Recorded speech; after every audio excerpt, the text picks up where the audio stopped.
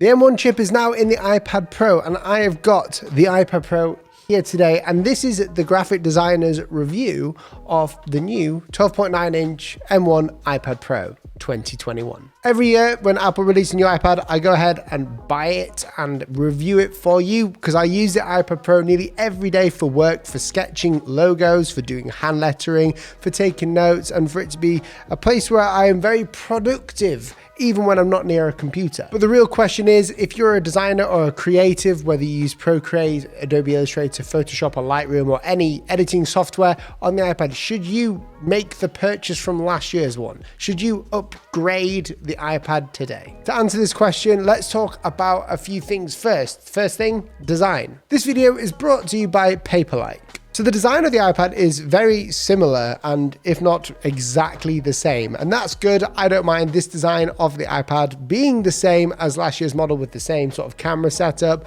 the same sort of dimensions, the same bezels on the screen. Doesn't bother me whatsoever. It's a good design. They don't need to change it. I opted for the silver version just as a bit of a difference from the space gray from last year. The only design differences that you probably won't see is the weight and the thickness. So the thickness is actually slightly thicker, and the only reason how I found this out was by obviously some videos that I've seen online, but also when it's in my Magic Keyboard, it is just that extra bit snug. And this thickness is because of a new battery they've put in. They've increased the size of it ever so slightly because of some of the new upgrades inside of this iPad. The next thing is power. Now this is the big part. So the iPad having the M1 chip is huge. It is Apple flexing their muscles of technology advancement to the whole iPad or the tablet universe. Anyone who makes tablets, they can't beat the iPad. The M1 chip was designed by Apple and it's in the iMac, the new one, in the MacBooks, and it is ridiculously fast. So Apple putting the M1 chip into the iPad is just next level. Now, if you're thinking that the performance won't be as that much of an increase from last year's, then you'll be very, very wrong.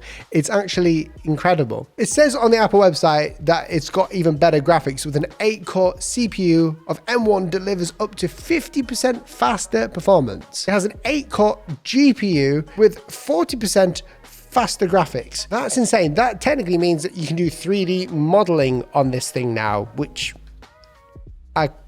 it's hard to believe when you hold it in your hand. So 50% faster CPU and 40% faster GPU. That is an upgrade of the century. That is just leaps and bounds from over last year. You thought last year's iPad was fast? You thought the iPad from the year before that was fast? Well, you've not seen fast. Now, obviously, this is way too fast for most of the apps, like 99% of the apps on the App Store. Now, why have Apple done this? Well, as I said in last year's video, when we were talking about the power and the speed and the efficiency, it's all about the app developers to see what they can create. If you create the space, the power that's needed, app developers will go beyond that. They will use the power that they can get from this iPad, and the M1 is going to deliver some amazing apps over this next year. It's going to allow app developers like Savage for Procreate and Adobe to create even more powerful apps for you to use as a professional. As a designer, having power in my iPad is insane. It's one step closer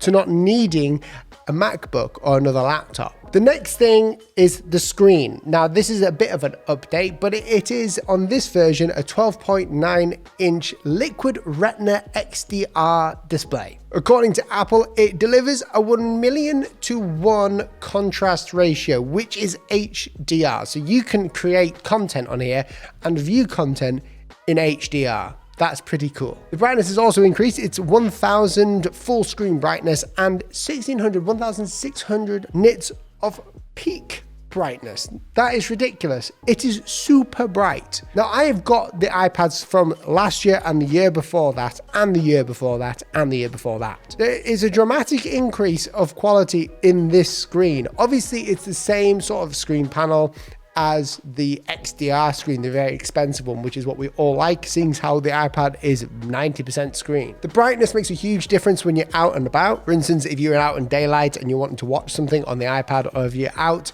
just doing some drawing, hand lettering like I am most of the time in the sun, you don't have to worry too much because the screen is so bright that you can see everything perfectly.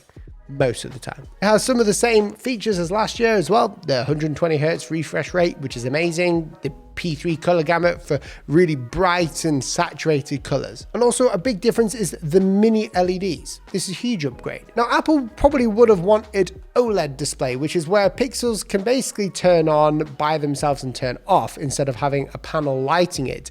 Well, the mini LEDs kind of work like this. Not so well, but they work pretty good. In essence, the mini LEDs increase the contrast on the screen, giving you a better viewing and creating experience. Let's talk about connectivity. The iPad now has an option for you to have 5G. Pretty cool if you're out and about. I don't need 5G, so I didn't bother getting it.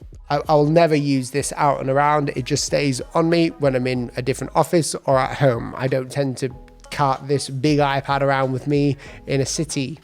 No need. The other part of connectivity is the port at the bottom. Obviously, being USB-C, it is now Thunderbolt. This is great for those who want to play back videos or just plug the iPad into a proper display when they're working. Maybe if you're a video editor, this is good for you. For me, it just means faster data transfer. So it's a real Thunderbolt connection now. So everything is lightning fast. Obviously, the iPad still fits with the Magic Keyboard that I've got, works really well, and it still uses the version 2 of Apple Pencil. No need to change this. It works perfectly on it. Before I go into the final conclusions of whether you should buy this or upgrade this as a creative or designer, I just want to thank the sponsor of this video, Paperlike. As soon as I got my iPad, and I mean as soon as I opened it up, you can see in the recording, I started putting on a Paperlike screen protector.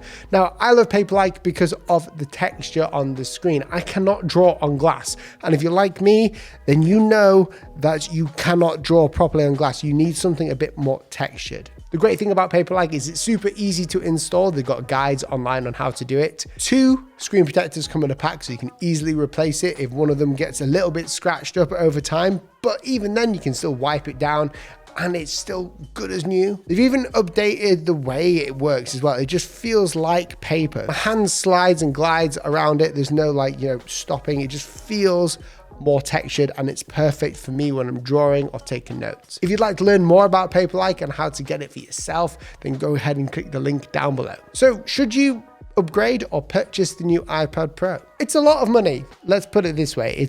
For a tablet, it is a lot of money. But if you are someone like myself who's a designer who uses this to take notes, uses this to do hand lettering, now we have Adobe Illustrator that fully works on the iPad, it's becoming increasingly more likely that you will want an iPad because you can have a keyboard with it, you can connect a mouse, and you can also have an Apple Pencil. The modes of input are changing. The iPad is no longer a consumer device. It is about creating, especially the 12.9 inch. It's about creating content rather than consuming it. So if you're a designer and you have the old iPad and you think that you might need more speed, or you would just like a new experience, a more faster experience, or if you're just someone with the money, then sure, go ahead and grab this iPad. Do it now because it's really good. But if you're more down to earth, unlike myself, and you probably are fine with the older iPad, like the last year's model, then you might as well just stick with that for a while until you start to notice any decreasing in performance. The reason why I say this is that many apps have not yet updated to utilize the full performance of this iPad. So maybe wait a few months or even a year to the next iPad till you get it, so that you get the full performance efficiency of buying this iPad. It is expensive, and there are many different iPads you can get. You can get last year's model as well. I would opt for that if you're on a budget, but you still wanted the power to do some hand lettering. But if you're like me and you just need to get the newest thing of everything that comes out to see what the power is like, then go ahead and purchase it. Thanks for watching. I'll see you in the next video. Don't forget to like and subscribe. See you soon. Goodbye.